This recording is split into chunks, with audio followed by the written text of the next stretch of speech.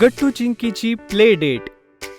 संध्याकाळ होताच गट्टू चिंकी आपला होमवर्क लवकर फिनिश करतात आणि आईला म्हणतात, आई, आम्ही अभ्यास पूर्ण केला. आता आम्ही पार्कमध्ये खेळायला जातोय. हो आई, आम्हाला आधीच उशीर झालाय. काय उशीर? बरं मुलांनो, म्हणजे तुम्हाला खेळायला जायला उशीर झालाय हा?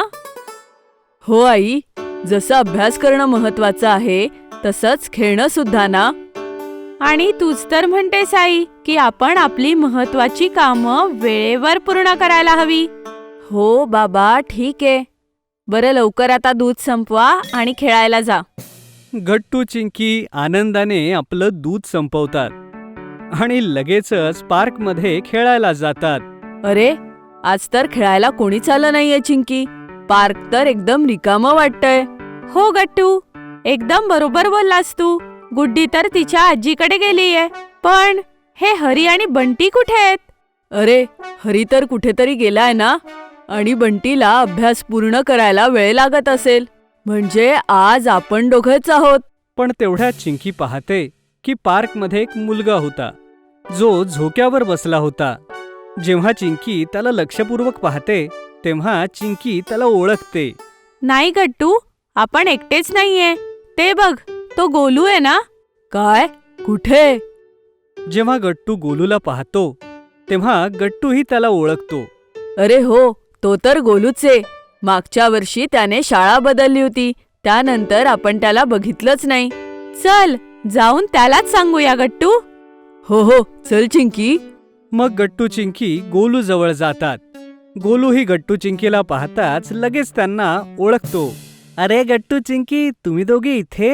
हो गोलू, आणि तू तर मागच्या वर्षी अचानक शाळा बदलली. माहितीये तुला आम्ही किती मिस केलं. अच्छा, काय खरंच चिंकी? हो तर काय गोलू. बरं, तू आता आमच्या घरी चल.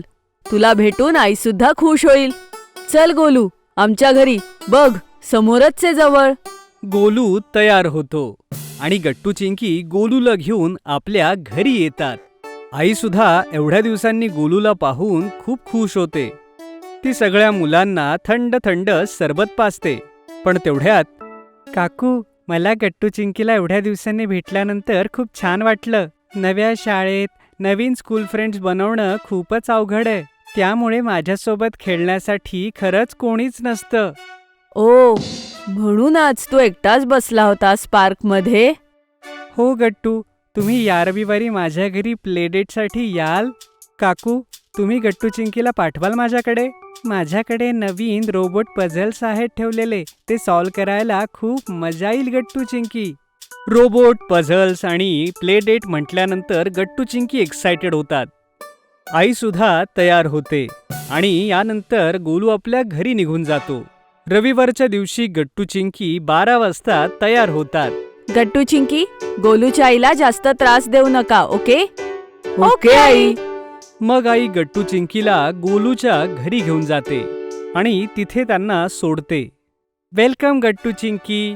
हे बघा, लंचमध्ये आईने तिचा स्पेशल पिझ्झा बनवलाय. हो मुलांनो, स्वागत आहे. या. ये पिझ्झा. थँक्यू काकू, तुम्ही आमच्यासाठी एवढं केलं. अरे बाळा, त्यात काय एवढं? आणि पिझ्झा अजून ओव्हनमध्ये तयार होतोय.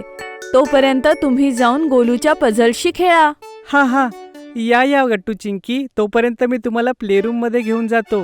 प्ले रूम ऐकून गट्टू चिंकी चकित होतात.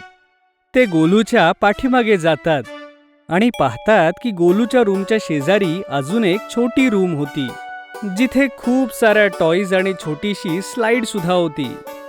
Oh my God Golu, he play room किती मस्त आहे. मी तर जरी दिवसभर इथे खेळलो तरी बोर होणार नाही. थँक्यू मित्रांनो. हे बघा, हे आहेत माझे नवे रोबोट पझल्स. या 3 पझल्स आहेत. हे घे चिंकी. हे एक तुझं, एक माझं आणि एक गट्टूचं. अरे वा, मग तर आपल्याला शर्यत लावली पाहिजे. जो स्वतःचं पझल सगळ्यात आधी सोडवेल तो जिंकेल. हो, ही मस्त कल्पना आहे गट्टू. चला मग सुरू करूया. नाही, अगोदर 3, 2, 1 म्हणा आणि मग सुरू करा. ओके. 3, 2, 1 सुरू. स्टार्ट म्हणताच गट्टू, चिंकी आणि गोलू आपापले पझल सोडवायला सुरुवात करतात. आणि तिकडे पिझ्झाही बनत होता आणि त्याचा सुगंध पूर्ण घरभर पसरला होता. पाहता पाहता गट्टूच्या ब्ल्यू रोबोटचे पाय दिसू लागतात आणि चिंकीच्या रोबोटचे हात. पण गोलूचं पझल कम्प्लीट होणारच होतं. अरे गोलू, ह्यात तर तू खूप हुशार आहेस. हो चिंकी, मला पझल सोडवायला खूप आवडतं ना, त्यामुळे नेहमी मी भरपूर पझल सोडवत असतो ना. गोलू लवकरच आपलं पझल सॉल्व करतो आणि त्यानंतर गट्टूचं पझल कम्प्लीट होतं. शेवटी चिंकी सुद्धा आपल्या सगळ्या पझल्स पीसेसला एकत्र करते. काय खरंच? जर आम्ही प्रॅक्टिस केली असती तर पझल सोडवण्याचा आमचा वेग वाढला असता गोलू. एवढंच नाही चिंकी, माझे बाबा म्हणतात पझल सॉल्व केल्यामुळे आपला मेंदू शार्प होतो. हो, हे तर मीही टीव्हीवर ऐकलंय गोलू. तेवढ्यात गोलूची आई सगळ्यांना आवाज देते. पिझ्झा तयार झाला होता. तिघे लवकर जाऊन डायनिंग टेबलवर बाहेर जाऊन बसतात. हे घ्या मुलांनो, गरमागरम पिझ्झा. थँक्यू काकू. थँक्यू आई. मग गट्टू, चिंकी आणि गोलू मजेने पिझ्झा खातात, जो खरोखरच खूप यमी झाला होता. पिझ्झा सोबत काकूंनी ऑरेंज ज्यूस सुद्धा ठेवलं होतं. काकू, तुम्ही खरंच खूप यम्मी पिझ्झा बनवलाय.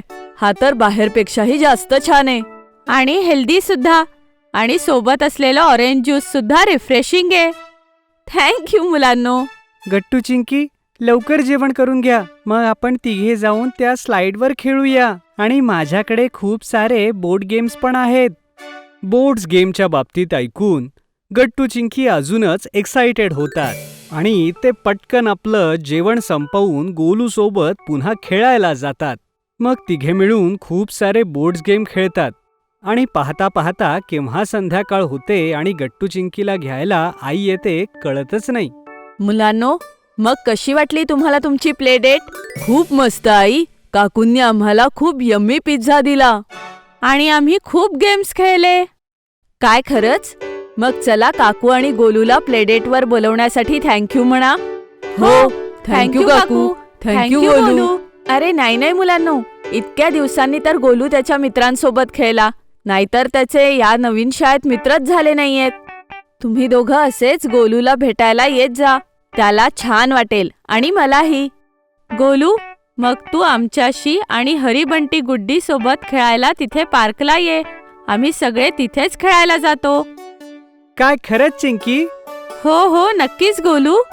हे ऐकून गोलू सुद्धा खूप खुश होतो आणि त्या दिवसानंतर गोलू सुद्धा गट्टू, चिंकी सोबत रोज खेळायला येऊ लागला.